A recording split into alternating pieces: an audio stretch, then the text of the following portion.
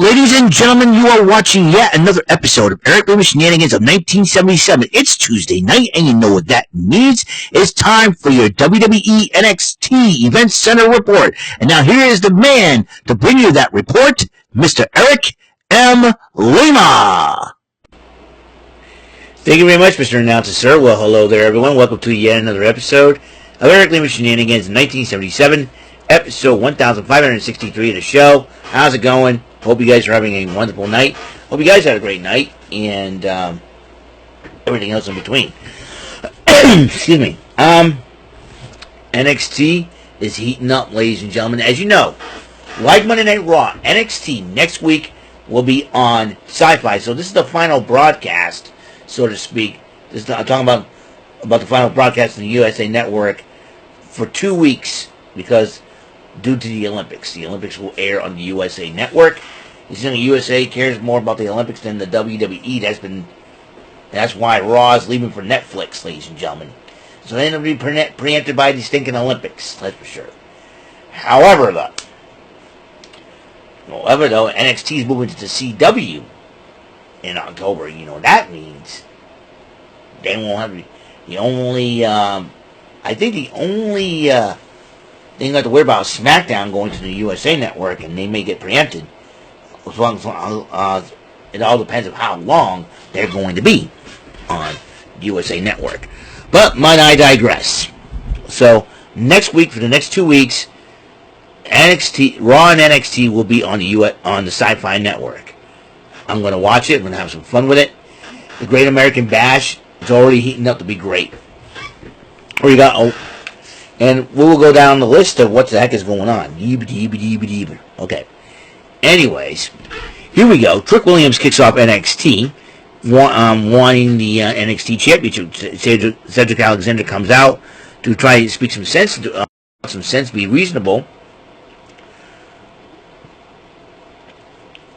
as he kicks up NXT, but kept on going to the ring. Adonis says, you can't stop him, he's not going to listen to you. And then he comes out addressing the whole thing, and Ethan Page.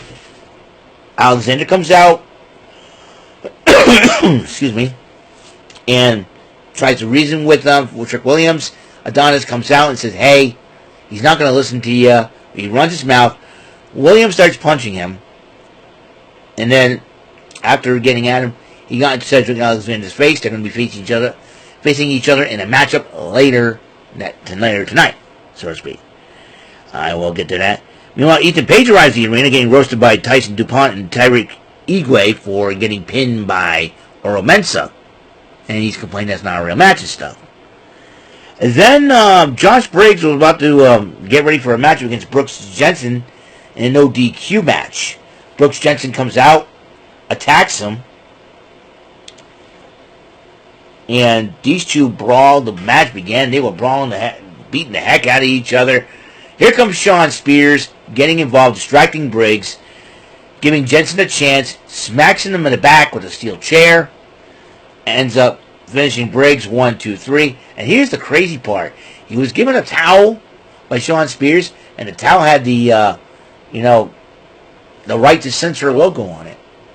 You know, the circle with the red circle with a red line going through it, like you see in the Ghostbusters logo or something like that. A nod to his father, maybe? Because remember, Brooks Jensen is a second-generation superstar. And who is his father? Bull Buchanan. Yep, Bull Buchanan, former WWE Tag Team Champion with Right to Censor. As he joined up with Shawn Spears. That's another question to be answered. Axel and Nathan Frazier were talking to the Rascals and say, how about this? Us challenging you to a matchup. And they were, then they thought the Rascals were, Axiom and Frazier were assuming the Rascals were talking about tag team Tasha. Get a third partner, and then so we'll find ourselves one. And then Axiom tells Nathan Frazier that he's going to try to go for a Speed Championship, and Frazier's flipping up about it. Oh boy. Anyways. Lola Vice, Carmen Petrovic, and Sol Ruka were talking about Stephanie Vaquer and how when she's coming to NXT, and they said they're gonna allow the girls are gonna allow coming to NXT. You got you got Delta on her way to NXT from Australia. You got Julia from Japan on her way to NXT as well. But they were thinking about, as Albert Fire and Isla Dawn defend the tag team titles since they got him, and he has a no. And they said, and Sol Rook and Carmen Petrovic were thinking about challenging, and then Lash Legend and Jakara Jackson, hey, if anybody should get the belts, it should be us. I'll tell you what, we'll have a tag match to decide that. That's fine.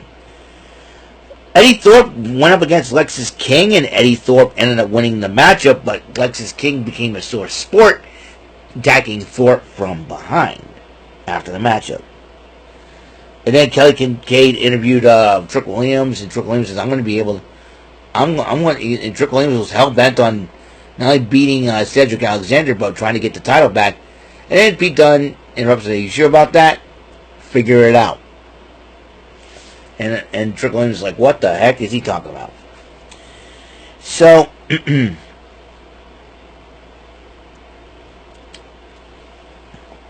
so Oro Mensah went one-on-one on Shante the Adonis. Mensah wins a great matchup. He addresses Ethan Page after the match, challenging him to a matchup, possibly for the title. Who knows? The New Quarter Catch crew was talking to the D'Angelo family about this kidnapping, ransom, like, I know what you did thing, and Ren Sinclair came up to one, piped up and said, I did it. And you know what? This match I better not lose or else. Because he says she was hell-bent on joining the No Quarter Catch crew. And then D'Angelo family goes, let's go on the balcony. Let's get some popcorn. So Carly Bright went one-on-one with Ren Sinclair. The D'Angelo family was watching on the balcony. And Charlie Dempsey got involved twice. Kendall Gray got upset. And then Kendall Gray ends up grabbing Miles Bourne and suplexes him. I'll tell you one thing. If Miles Bourne goes, I'm going to marry that girl, I'm like, he's going to marry the woman that's going to suplex your butt. Yeah, good luck with that, buddy. Anyways, but it distracted Ren Sinclair. But Ren Sinclair got the victory as Charlie Dempsey got involved twice. One, to put Ren Sinclair's foot on the ropes to prevent herself from getting pinned, and was helping Ren Sinclair pin Carly Bright. So that's going to be a heck of a deal, man. Telling you, it's crazy. Charlie Dempsey. And Charlie Dempsey was none too thrilled about doing it. And Ren Sinclair's, I did it. I'm joining you guys. She gives him a hug. And here's Charlie Dempsey. It's like, now I know how William Regal feels with Tajiri around. It's hilarious. Anyways, Helen Walker and Tate Ledger they're talking about the Great American Bash, thinking of hosting and all that. And they would come up with some crazy ideas. And then Action Frazier would argue about the Speed Championship that Action was again. But then Javon Evans interrupts and, hey, you dudes need a third man? I'll be your guy. And then Axiom and Nathan Frazier, that we can agree on. You're in. So there's that. Chase U was talking about the North American title last week, and Duke Hudson felt like he let everybody down, and they didn't know. Riley Osborne, RJ Chase says, no, you do well. You made Chase U proud. And then they say, hey, Thea Hale, she's going to go after the title, and we'll talk about it. And then, hey, is that a new shirt? And Rich Holland starts tossing the new shirts. Hey, here you go, new shirts. And then all of a sudden, Duke Hudson looks at that shirt, Christmas in July, black's my color, and they were pretty excited about it. So Chase U has brand new shirts. I think I'm going to get one. I'm going to try to find one at Fanatics. So Kelly Kincaid did sit down with Thea Hale. And Thea Hale seems more calm, more cool, calm, and collected, more confident now. And she's going up against Roxanne Perez. It's going to be a heck of a match because next week that's happening on the Great American Bash. Meanwhile, Trick Williams went one-on-one with the veteran Cedric Alexander, and Williams did win the matchup in a great matchup. Could have gone either way, but Cedric Alexander, him and Williams hugged and shook hands. Good sportsmanship. Whoopsie daisy. Guess what? I skipped a page. You know what?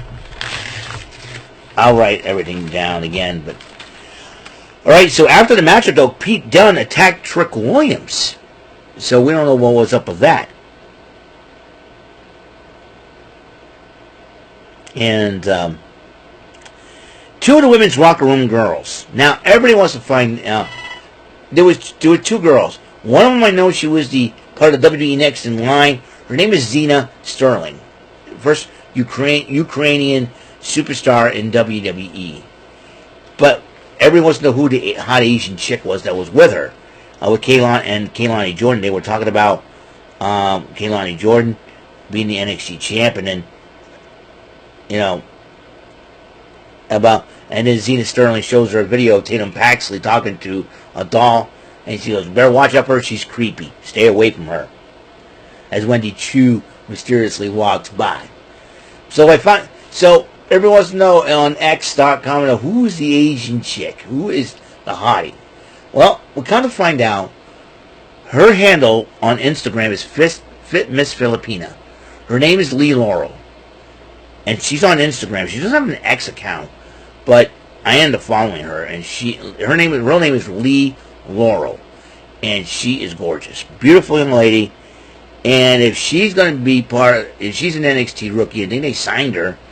So I personally believe that she might be, she could end up being better than Xia Li. I don't know. Time will tell. Meanwhile, the ladies decided to help. Zena Sterling and Lee Laurel decided to help Shante the Adonis to the trainer's room, and he's like, "Oh my gosh!" And he looks back and winks. I'm like, "Oh my gosh, dude's a player. Come on, do what a cad. Let's go." Deepest. All right. Speaking of we have more ladies, featured. So Ruka and Cameron Petrovic joining forces against the team of Lash Legend and Jakara Jackson. Legend and Jakara Jackson did pick up the victory and they challenged Alba Fire and Isla Dawn for the women's tag team titles at the Great American Bash. On X.com, both the champs, Alba Fire and Isla Dawn, accepted the challenge. So next week, the tag team titles will be on the line at the Great American Bash as Alba Fire and Isla Dawn defend the gold against the Metaphor team of Lash Legend and Jakara Jackson. And then Williams talked to HBK about Pete Dunne. He said, "I want a match against Pete Dunne." And Sean goes, "I'll take care of that." And then Roxanne Perez confronts HBK about the sit-down interview with the Hale. And he said, "Can we go to cut the commercial break or something like that?" Poor Sean. Come on, guys. Show him the man. Man's 59 years old. You don't have to get on his case, man. Now, cheapest. Show some respect. And then Joe Hendry cut a promo about being on NXT and how trendy he was and everything else. And guess what? Next week on the Great American Bash, he's going to have his own live concert. Can't wait for Joe Hendry. Well, I have a championship belt. I'll call it Joe Hendry. It appears. Anyway. Excuse me. Anyways. And then the Gallus boys were getting interviewed, and they were sick and tired of hearing about Joe Hendry. And then they saw flyers about him and his concert all over the cars. And then all over their car, they went totally nuts. They're freaking out. I hope the Gallus boys do not ruin the live concert. It's going to be entertainingly fun, though. I'm telling you right now. What else? Now, Ethan Page, harasses the referee about Mensa. And then gets that same referee out to the ring in front of Ava's office, and then the referee follows him to the ring, and he said, "Hey, so he calls out Ava to do something about it, but Oro Mensa shows up and ends up attacking him and pinning him again with a 1, 2, 3. And the fans start chanting, "You got pinned. You got pinned." And the D'Angelo family applauds No Quarter Catch Crew and for that matchup helping Ren Sinclair win. But here's the crazy part. They decided that they're defending the tag team titles against the Olympian, and that will be Tavian Heights, not the tag team titles. Excuse me. Tony D'Angelo decided to challenge Tavian Heights for the Heritage Cup Championship next week. Let's see if they can make that match happen. So I think like to honor the Olympics, get an Olympian involved in the NXT Heritage Cup Championship matchup. Then, and that could be next week. Main event though, call the air traffic control on this one. This is going to be a doozy. Axiom and Nathan Frazier, the NXT Tag Champs, to team up, join forces, I should say, with Javon Evans against the Rascals. Zachary Wentz, Trey Miguel, and Wesley. These guys were flying all over the place. High-flying craziness all around. And in the end, though, the Rascals used their veteran smarts and defeated the inexperienced team of Nathan Frazier, Axiom, and Javon Evans. After the matchup, all 6 men shook hands, sign of sportsmanship once again. Only me not surprised that Ava books a title match with Fraxium versus two of the 3 members of the Rascals. Paige confronts Ava about Oro Mensa, and he says, "I'll put the title on the line after. We'll draw up a contract for the Great American Bash for Night 2, the NXT title on the line against Oro Mensa." So that's going to be something else. So that is all the time we have on this show, episode 1563 of Eric Lima Shenanigans 1977 NXT Event Center for the 23rd of July 2024. So, to that end, I want to thank you for tuning in. Enjoy the rest, and have a good night, everybody. Until next episode comes rolling around, Mr. Announcer, take us home. That is all for today's episode. This is your announcer speaking for Eric Lima Shenanigans of 1977. A Big Beefy E, do it for Bob Saget Productions, and in association with a Raven Bofa Telepictures and Distribution. Thank you for watching today's episode. Tune in next time for another episode of Eric Lima Shenanigans of 1977. Goodbye for now.